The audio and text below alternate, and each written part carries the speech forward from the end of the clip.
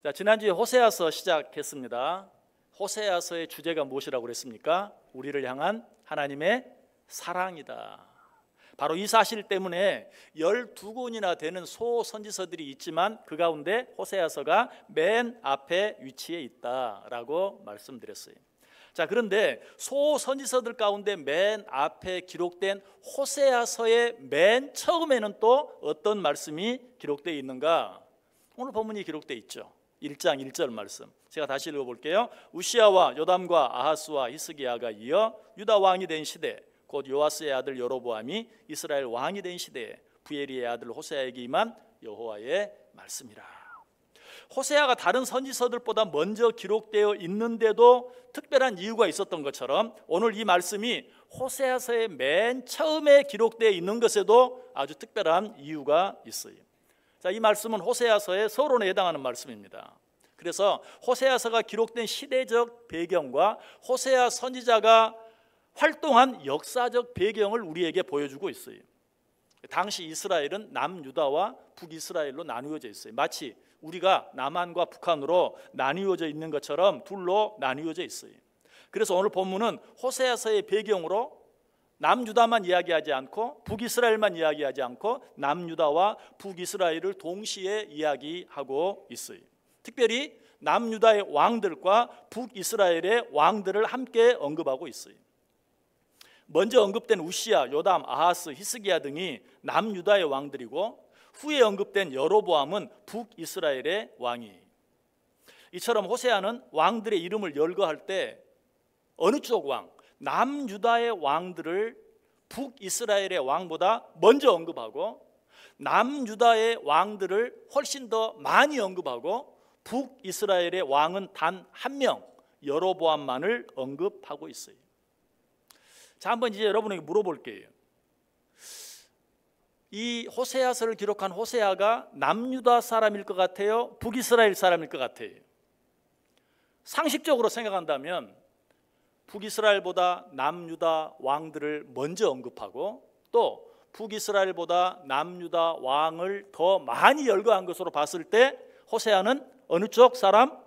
남유다 사람인 것 같다라고 생각하는 것이 지극히 당연하고 상식적이에요.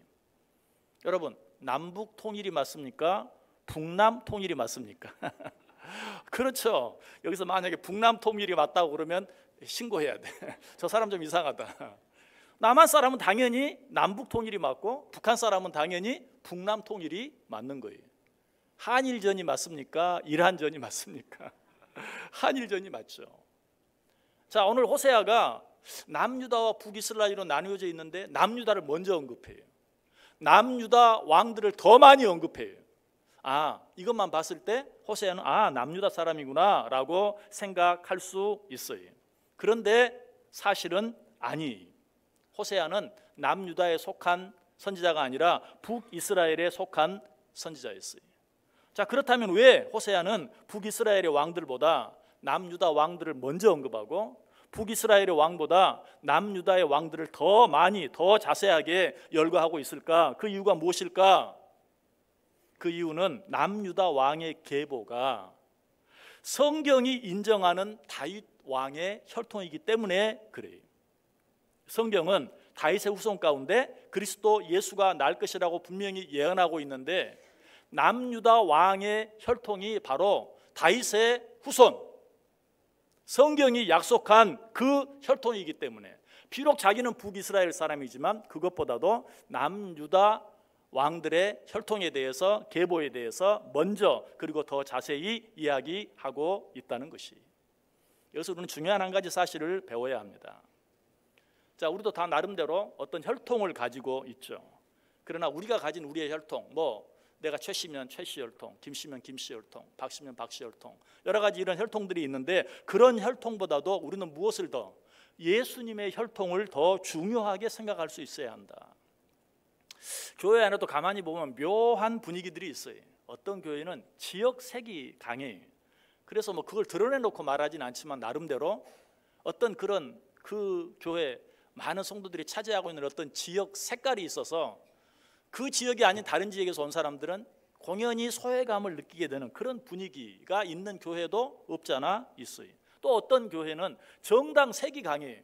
야당이냐 여당이냐 보수냐 진보냐 이런 것이 또 너무 강해서 어느 한쪽에 속해 있는 사람이 또 역시 쉽게 적응하지 못하고 소외감을 느끼는 그런 경우도 있어요. 또 다른 어떤 경우는 그야말로 집안, 어떤 교회는 그냥 한 집안 사람들이 여러 가정들이 있어가지고 힘을 발휘하는, 그래서 다른 사람들은 또 거기에 가면 길을 못 피는 그런 교회도 가끔 가다 있어요.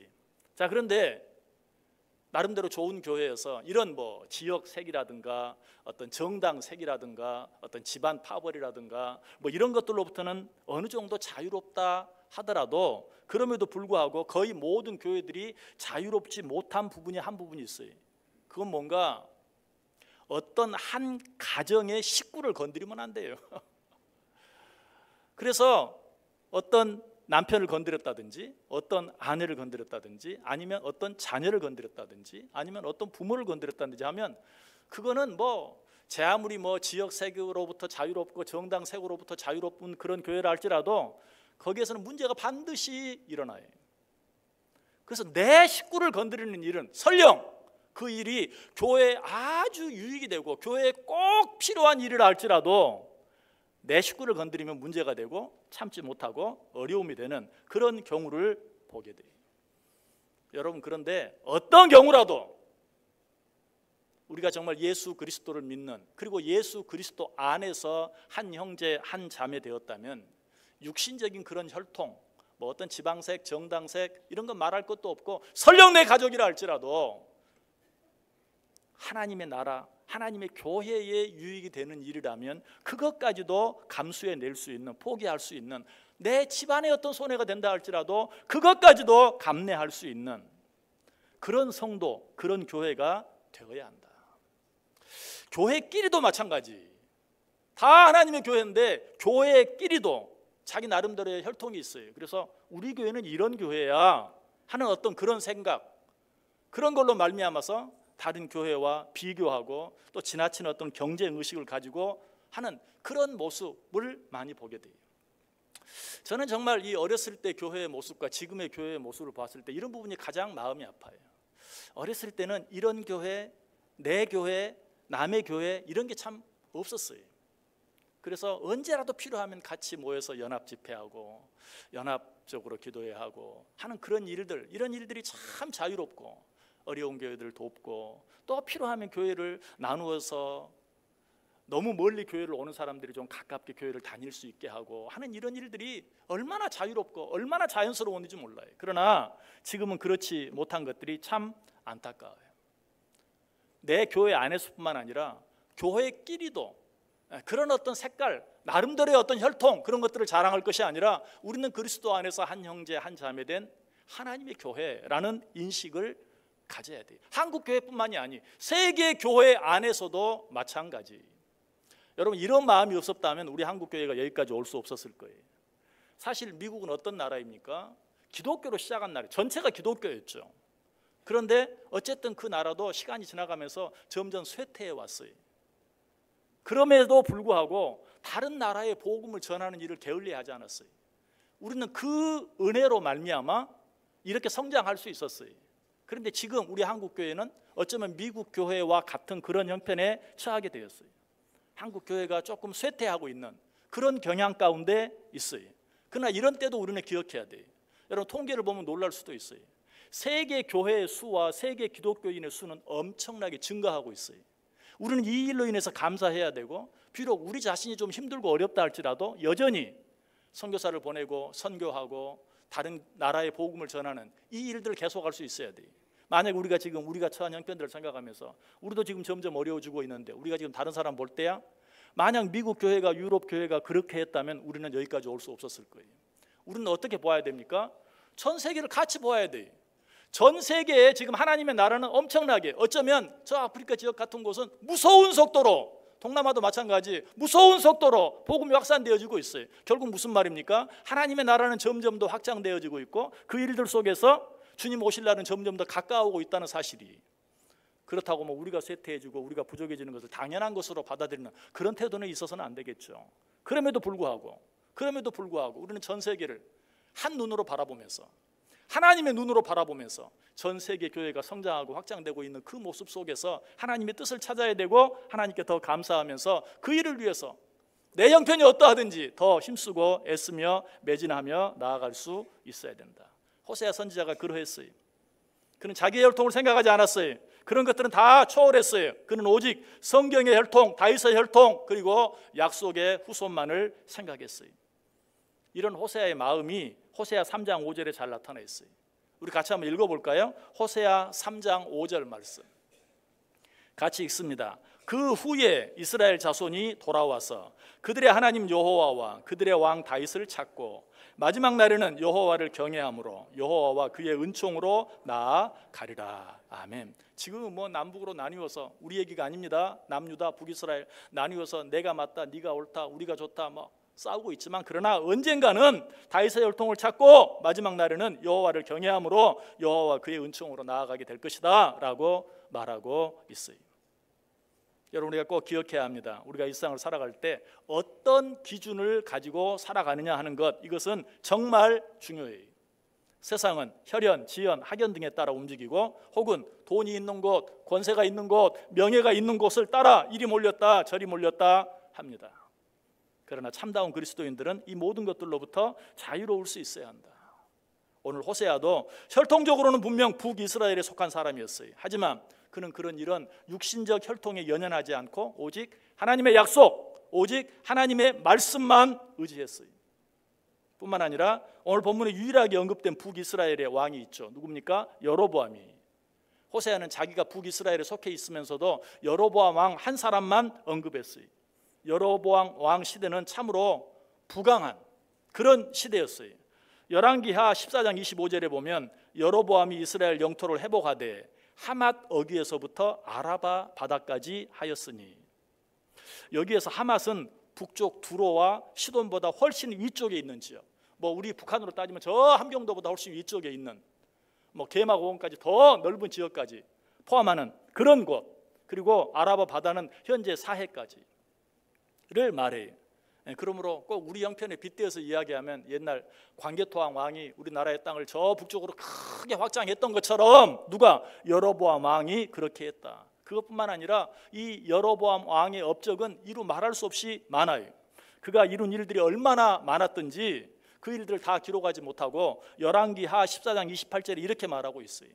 여로보암의 남은 사적과 모든 행한 일과 싸운 업적과 다메섹을 회복한 일과 이전에 유다에 속하였던 하맛을 이스라엘에 돌린 일은 이스라엘 왕 역대 지략에 기록되지 아니하였느냐.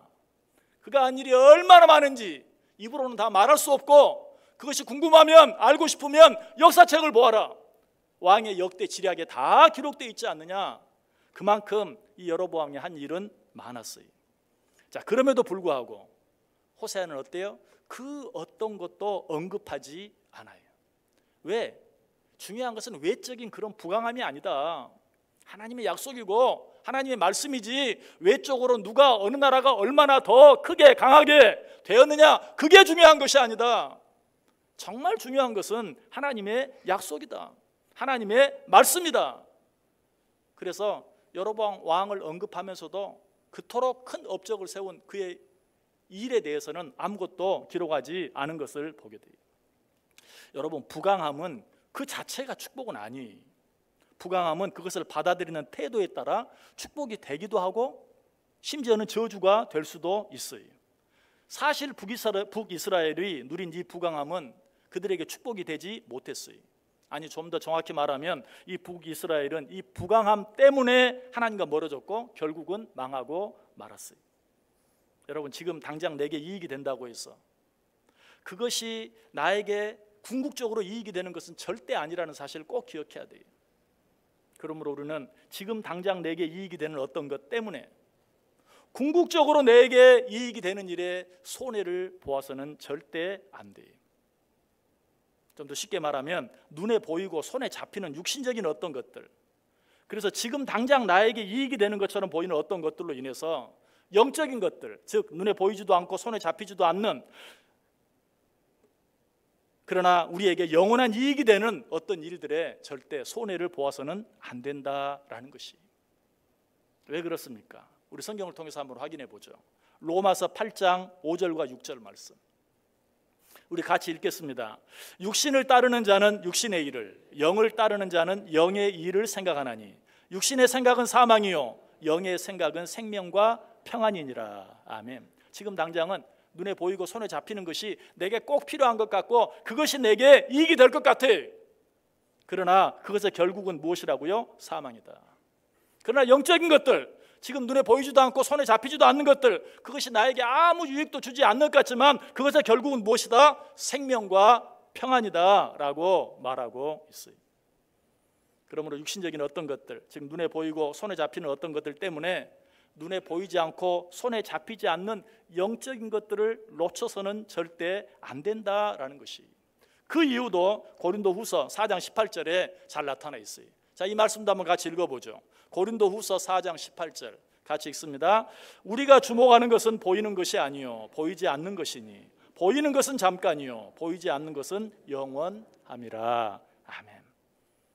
바로 이것입니다. 눈에 보인다는 것은 그것이 영원한 것이 아니라는 증거예요. 왜냐하면 영원한 것은 항상 눈에 보이지 않기 때문이에요. 이것은 물리적인 세상의 현상들을 통해서도 분명히 알 수 있어요. 우리가 살아가는데 없어서는 안 될 것들 생각해 보세요. 공기 없으면 안 되죠. 단 1분도 없으면 안 돼요. 이것은 눈에 보이지도 않고 손에 잡히지도 않아요. 그렇기 때문에 그것이 중요한 것이, 또 우리가 살아가는데 반드시 필요한 사랑. 여러분 어쩌면 이거 그거 없어도 되지 않나? 천만의 말씀이, 사랑이 없으면요 우리는 당장 나가서 스스로 목숨을 끊을 수밖에 없어요.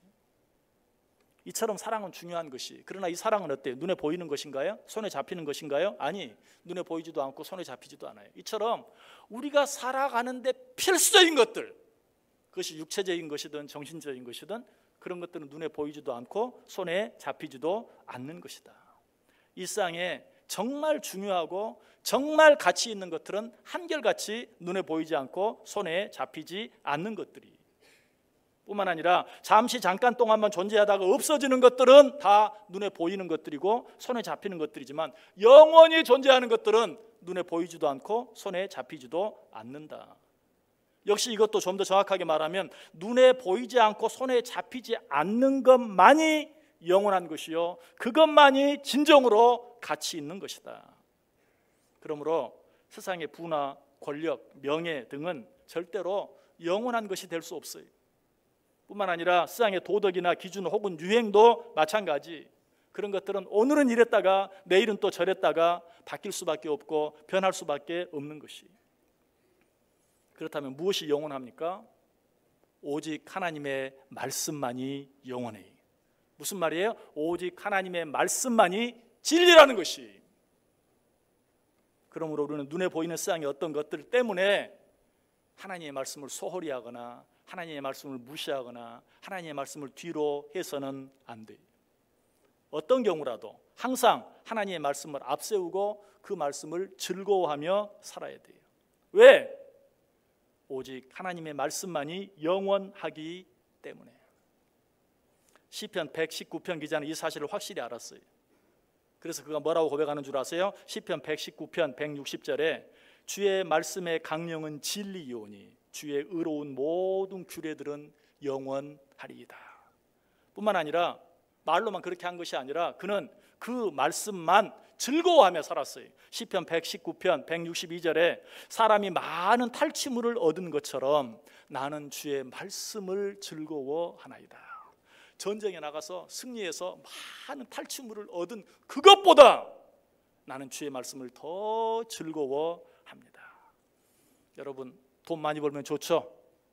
좋은 거예요. 좋아하세요. 즐거워하시고 기뻐하시고 감사하세요. 그러나 한 가지 기억해야 될 것은 그것보다 더 하나님의 말씀을 기뻐하고 즐거워합니다. 이 고백이 우리 속에 있어야 된다는 것이. 우리 지금 새벽에 시편 117편 생각하고 있거든요. 시편 117편은 단 2절로 되어 있어요. 그래서 성경 가운데 가장 짧은 장이, 그래서 제가 그 장을 이야기하면서, 그러나 성경에 이렇게 짧은 장도 있지만 한 장 넘어가고 또 한 장 넘어가면 시편 119편이 나오는데 시편 119편은 모두 176절로 된 성경 가운데 가장 긴 장입니다. 성경은 이렇게 긴 장도 있고 이렇게 짧은 장도 있습니다. 라고 말씀을 드렸는데, 성경에서 가장 긴 시편 119편이 무엇에 관한 말씀인가? 방금 우리가 읽었던 것처럼 하나님의 말씀에 관한 구절이에요. 왜 하나님의 말씀에 관한 구절, 하나님의 말씀에 관한 내용이 성경 가운데 가장 긴 장을 만들어냈을까? 한번 생각해 볼 필요가 있죠. 왜? 그것이 가장 가치 있기 때문에 그래요. 이 세상이 정말로 변하지 아니하고 영원토록 계속되어질 것은 오직 하나님의 말씀뿐이기 때문에 그래요. 우리는 그러므로 그 말씀을 더 사랑하고 더 가까이하고 더 즐거워하고 주야로 묵상하고 그 말씀에 기록된 대로 살아갈 수 있어야 돼요. 자, 그렇게 할 때 하나님께서 어떻게 축복해 주십니까? 우리 성경을 통해 확인해 볼까요? 잠언 3장 3절과 4절 말씀 같이 읽겠습니다. 인자와 진리가 내게서 떠나지 말게 하고 그것을 내 목에 매며 내 마음판에 새기라. 그리하면 내가 하나님과 사람 앞에서 은총과 귀중히 여김을 받으리라. 아멘. 인자와 진리가 내게서 떠나지 말게 하라. 여기서 진리가 뭐예요? 하나님의 말씀이죠. 하나님의 말씀이 내게서 떠나지 말게 하라. 그리하면 내가 하나님 앞에서 뿐만 아니라 사람 앞에서도 은총과 귀중히 여김을 받으리라. 한 구절 더 읽어보죠. 너무나 잘 아는 말씀, 시편 1편 1절과 2절 말씀 같이 읽습니다. 복 있는 사람은 악인들의 꾀를 따르지 아니하며 죄인들의 길에 서지 아니하며 오만한 자들의 자리에 앉지 아니하고 오직 여호와의 율법을 즐거워하여 그의 율법을 주야로 묵상하는도다. 아멘. 누가 복 있는 자라고요? 주의 말씀을 즐거워하여 그 율법을 주야로 묵상하는 자, 그런 자가 복 있는 자다 라고 말하고 있어요. 여러분 다 복 있는 자들 되시기를 바랍니다. 그래서 사도 요한은 자기가 그렇게 사랑하는 형제 자매들을 보면서 그 형제 자매들이 어떤 모습을 보고 가장 크게 기뻐하고 기뻐했는가? 요한 3서 1장 4절에 보면 내가 내 자녀들이 진리 안에서 행한다 함을 듣는 것보다 더 기쁜 일이 없도다. 내가 너희들에 대해서 여러 가지 소식을 듣는데 그 소식들 가운데 너희들이 진리 안에서 하나님의 말씀 안에서 살아간다는, 하나님의 말씀을 기뻐하고 즐거워한다는 그 소식을 듣는 것보다 더 기쁜 일이 없다 라고 말하고 있어요. 여러분 사도 요한의 이런 심정이 이해가 됐어요?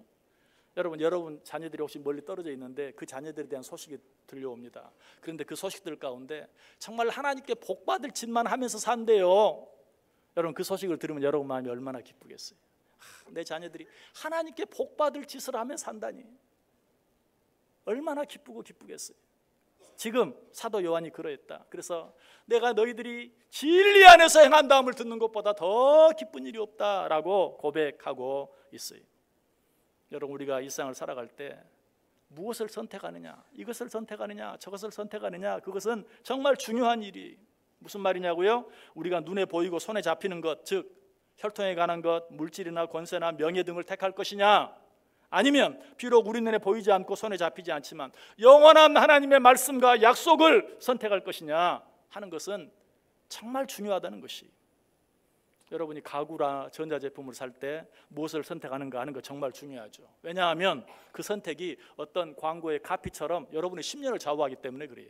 잘 선택하면 10년 동안 이거 사길 잘했어, 그때 내가 얼마나 잘 결정했는지 몰라 하면서 살지만 잘못 선택하면 어때요? 버리지도 못하고 10년 동안 그때 내가 이걸 왜 샀는지 모르겠어, 이거 버리지도 못하고 정말 10년 동안 괴로운 거예요. 가구나 전자제품 하나 사는 것도 내 인생의 10년을 결정해. 그런데 여러분 이 세상을 살아가면서 하나님의 말씀을 선택하느냐, 아니면 내 눈에 보이고 손에 잡히는 어떤 것, 혈통이나 물질이나 권세나 명예 등을 선택하느냐 하는 것은 그보다 훨씬 더 중요해요. 왜? 가구나 전자제품을 선택하는 것은 여러분의 일생 가운데 10년을 좌우하지만 여러분들이 영적인 것을 선택하는 것은 여러분의 평생을, 아니 여러분의 영원을 결정하는 것이기 때문에 그러한 것이. 올바른 선택을 한 자는 하나님께 놀라운 칭찬을 받을 뿐만 아니라 영원한 것들을 선물로 얻게 돼요. 그러나 그렇지 못한 자들은 지금 내 눈에 보이고 내 손 안에 있어서 내 것인 줄만 알았던 모든 것들, 그래서 영원히 내 곁에 있어줄 줄 알았던 모든 것들까지 빼앗기게 될 뿐만 아니라 바깥 어두운 곳으로 내쫓김을 당하여 그곳에서 슬피 울며 이를 갈며 후회하게 돼요. 실제로 성경에 그 신뢰들이 나타나 있죠. 마태복음 22장 13절에 보면 임금이 사람들에게 말하되 그 손발을 묶어 바깥 어두운 데에 내던지라. 거기서 슬피 울며 이를 갈게 되리라. 여기에서 슬피 울며 이를 갈게 된 자가 어떤 자입니까? 예복을 준비하지 않은 자였죠. 이 자는 분명 주님의 초청에 응하여 잔치에 참여한 자였어요. 어떻게 보면 오늘 저와 여러분이 주의 전에 나와서 예배하고 있는 그 자리에 있는 자였다는 것이, 우리도 지금 주님이 초청한 이 잔치에 함께 참여하고 있어요. 그러나 우리는 한번 확인해 보아야 돼요. 내가 무엇 때문에 이 자리에 있는가?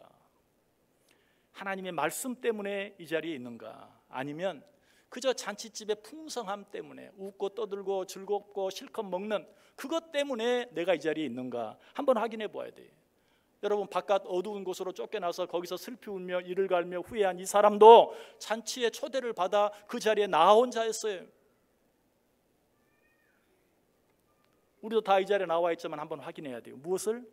내가 정말 하나님의 말씀 때문에 이 자리에 나와 있는가? 아니면 그것 외에 다른 어떤 것들 때문에 이 자리에 나와 있는가 확인해 봐야 돼요. 하나님의 말씀 때문이 아니라면 마지막 때에 바깥 어두운 곳으로 내쫓겨 슬피 울며 이를 갈게 될 수도 있다는 것이. 그러나 성경에 보면 그 반대로 올바른 선택을 함으로 말미암아 주님으로부터 큰 칭찬을 받았던 한 사람이 있죠. 누굽니까? 마르다의 동생 마리아였죠. 그가 어떤 칭찬을 받았습니까? 누가복음 10장 42절에 마리아는 이 좋은 편을 택하였으니 빼앗기지 아니하리라. 이 좋은 편이 뭐였어요? 마리아는 그 바쁘고 복잡한 가운데서도 주님의 발 아래 앉아 주의 말씀을 들었어요. 그렇게 했을 때 예수님께서 그를 칭찬한 것이, 마리아는 이 좋은 편을 택하였으니 빼앗기지 아니하리라. 여러분, 하나님의 말씀을 사랑하시길 바랍니다. 하나님의 말씀을 늘 사모하시기 바랍니다. 하나님의 말씀을 늘 묵상하고 무엇보다 그 말씀대로 살기 위해 발버둥 치시길 바랍니다. 그렇게 할 때 주님께서 여러분을 칭찬하실 것이 뭐라고? 너는 이 좋은 편을 택하였으니 빼앗기지 아니하리라. 그렇지 아니하면 지금 내 것인 줄 알고 있는, 그래서 아무도 빼앗아가지 못할 것이라고 생각하는 그것까지 다 빼앗길 수밖에 없지만, 눈에 보이지도 않고 손에 잡히지도 않는 하나님의 말씀을 사랑하고 사모하고 그 말씀을 주야로 묵상하고 그 말씀에 기록한 대로 지켜 행하기 위해서 애쓰며 살아갈 때 하나님께서 내게 허락하신 그 모든 것들을 더 풍성히 받아 누릴 뿐만 아니라 그 어떤 것도 너는 빼앗기지 아니할 것이다 라고 말하고 있어요. 여러분, 무엇을 선택하고 살기를 원하십니까? 여러분, 이 시간 내가 무엇을 선택할 것인지 결단하시고 정말 하나님의 말씀을 선택하기로, 영원한 것을 선택하기로 마음에 다짐하고 작정하셔서 마지막 때에 바깥 어두운 곳으로 내쫓겨 거기서 슬피 울며 이를 가는 그런 삶이 되는 것이 아니라 마리아처럼 네가 좋은 것을 택하였으니 결코 빼앗기지 아니하리라, 이 칭찬을, 이 축복을 받아 누릴 수 있는 저와 여러분 될 수 있기를 주님의 이름으로 간절히 축원합니다.